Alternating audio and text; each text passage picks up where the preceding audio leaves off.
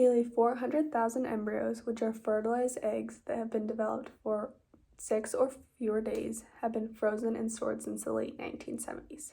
Patients have donated only 2.8%, which is 11,000 embryos, for research.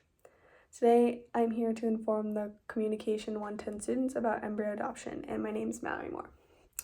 I will discuss why you would want to adopt an embryo, how this process works, and lastly, the gift and the beauty behind it. First, why would you want to adopt an embryo? Well, embryos are teeny lives that have only been able to be seen under a microscope. They are frozen and they can last being frozen for countless amounts of years.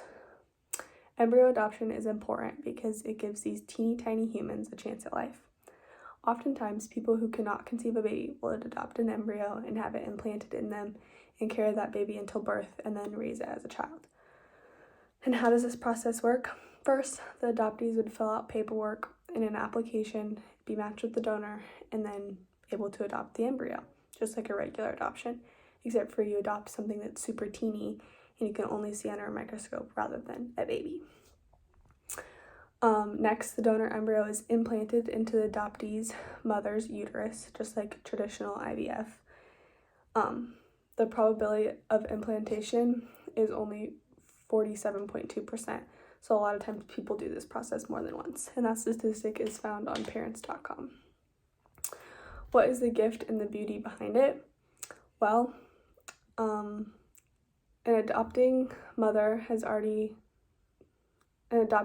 gives already created embryos a chance at birth and life, allowing them to be thawed and transferred into their uterus. You get the chance to be a parent and to be able to witness a miracle, which is a frozen embryo becoming a child inside of you, just like a regular pregnancy. And lastly, you get to raise a human and a chance at having a child and being a parent when before, which oftentimes people do this when they can't get pregnant on their own, you wouldn't get that opportunity.